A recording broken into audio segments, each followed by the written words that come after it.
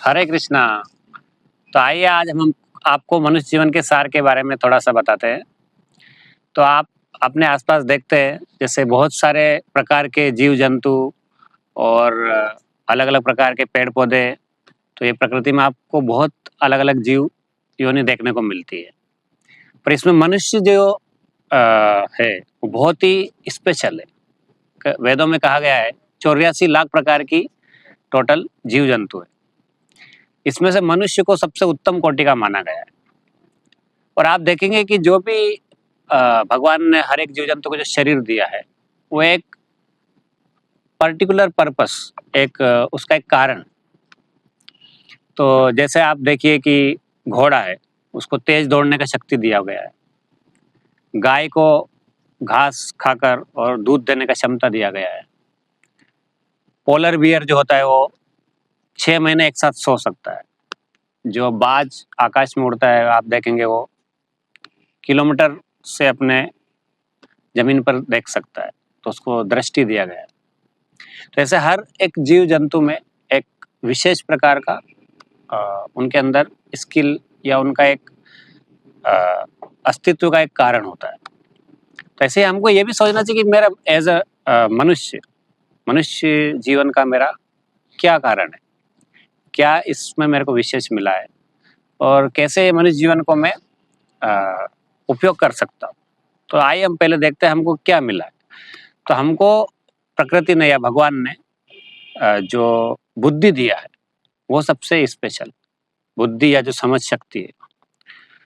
तो आप देखते हैं कि जो भी बाकी जीव-जंतु है, वो अपनी उनको भी बुद्धि दिया है, पर वो उस बुद्धि का उपयोग अपने जीवन को यापन कर पाने में ही जैसे आहार, निद्रा, भय, मैथुन इसमें ही अच्छे से कर पाते हैं। अपन से भी अच्छा करते हैं। पर मनुष्य जीवन में हमको जो है हमारा को एक विकसित बुद्धि मिला है, उसका हम और बड़ा अच्छा उपयोग कर सकते हैं, जिससे हमारा शाश्वत काल के लिए हमको उसका लाभ मिलेगा। तो वो उपयोग क्या है? तो हमको ये समझना चाहिए कि मैं इस संसार में क्यों आया हूँ? यहाँ पर मुझे किस लिए ये शरीर दिया गया है?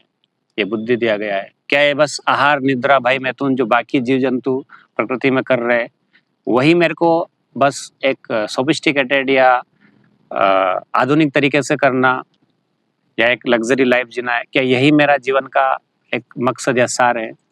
या फिर इस विकसित बुद्धि का मैं कुछ और विशेष उपयोग कर सकता हूँ? तो भगवान ने वेदों में या साधु संतों के माध्यम से या हमारा जो भी हमको जो ज्ञान मिलता है, उसके माध्यम से हमको बताया गया है कि ये मनुष्य जीवन का उपयोग हम कर सकते हैं, अपने जीवन का असली सार, असली मकसद और जो भी हमको समस्या है इस संसार में, उसका असली जो हल है, सॉल्यूशन है, वो समझने में और उसको पाने के लिए। तो मनुष्य जीवन हमको भगवान ने दिया है, भगवद गीता में बताते हैं, शास्त्रों में बताते हैं। महाभारत में भी एक श्लोक आता है, आहार निद्रा भय मैथुनम च सामान्य एतद् नरणाम पशूनाम धर्मो हि तेषु अधिको विशेषो धर्मेण हीना पशु भी समान। तो मनुष्य जीवन में अगर हम तो धर्म मतलब हम अपने जीवन को इस जो बाकी जो प्रकृति में बाकी जो एक्टिविटी चल रही है आहार निद्रा भय मैथुन इससे और ऊपर उठाए। वो क्या है कि हम कौन है? तो हम एक आत्मा है, भगवत गीता से हमको पता लगता है। हमारा इस संसार के साथ और भगवान के साथ क्या कनेक्शन है, उसको हमको अच्छे से समझना है।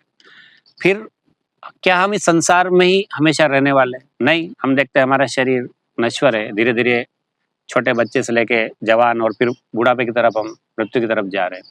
तो ये जो जन्म, मृत्यु, जरा, व्याधि, ये जो 4 समस्या है, इससे हमको कैसे हल पाना है? और कैसे जो भगवान जैसे आप देखते हैं हम वृंदावन या ऐसी जगह पे जाते हैं तो हमको एक दिव्य आनंद मिलता है। तो थोड़ा-सा समय आप जाकर, थोड़ा-सा भगवान के सानिध्य में रह के आपको बहुत ही दिव्य अनुभूति होती है। तो हम अगर उसको और समझेंगे इस मनुष्य जीवन का फ़ायदा उठाकर, तो आप देख पाएँगे कि हम और ज़्यादा हमको एक शाश्वत आनंद मिलने का रास्ता मिल जाएगा, जो कि मनुष्य जीवन के माध्यम से ही पॉसिबल है। हालाँकि वृंदावन या ऐसी जगह पे तो जो भी जीव-जंतु, पेड़-पौधे सभी दिव्य है, वो सभी भक्त है भगवान के, सब भगवान की सेवा कर रहे हैं। पर जो बाहर की दुनिया में जब हम जाते हैं, तो वहाँ पे आप देखेंगे कि उनका जीवन जो ये 4 चीज़ें हैं, आहार, निद्रा, भय, मैथुन इनके लिए चल रहा है। बाकी वो प्रकृति में हमारे लिए भी कंट्रीब्यूट कर रहे हैं, तो उसके लिए हम उनको रिस्पेक्ट करते हैं, उनको धन्यवाद करते हैं। पर वो इन समस्याओं का हल पाने के लिए उनका बुद्धि को उपयोग नहीं कर सकते कि जैसे मैं मृत्यु से कैसे छुटकारा पाऊँ, पुनर्जन्म से कैसे बचूँ, बीमारी को कैसे हमेशा के लिए नष्ट करूँ और बुढ़ापे से कैसे मैं मुक्ति पाऊँ और भगवान से मैं कैसे अपना संपर्क बढ़ाऊँ। ये दिव्य आनंद जो है आत्मा का, या जो भगवान की तरफ जाने का जो रास्ता है, उसको मैं कैसे अनुभव करूँ। जैसे आप देखेंगे मंदिर में जीव, कोई भी जानवर या कोई भी जो बाकी जंतु है, वो बहुत कम जाते हैं। आपने उनको भगवत गीता पढ़ते हुए अगर ऐसा नहीं देखा होगा। पर मनुष्य जो कि ये हल ढूँढना चाहता है कि आखिर मैं बूढ़ा नहीं होना चाहता हूँ, पर क्यों मैं बूढ़ा हो रहा हूँ? मैं बीमार नहीं होना चाहता हूँ, क्यों बीमार हो रहा हूँ? मैं मरना नहीं चाहता, मृत्यु क्यों आ रही है मेरे को? या मेरे को बाकी समस्याएँ क्यों आ रही है? मैं नहीं चाहता, मैं तो हमेशा खुश रहना चाहता हूँ, हमेशा आनंद में रहना चाहता हूँ। फिर भी मेरे को ये सब अनुभव क्यों झेलना पड़ रहा है?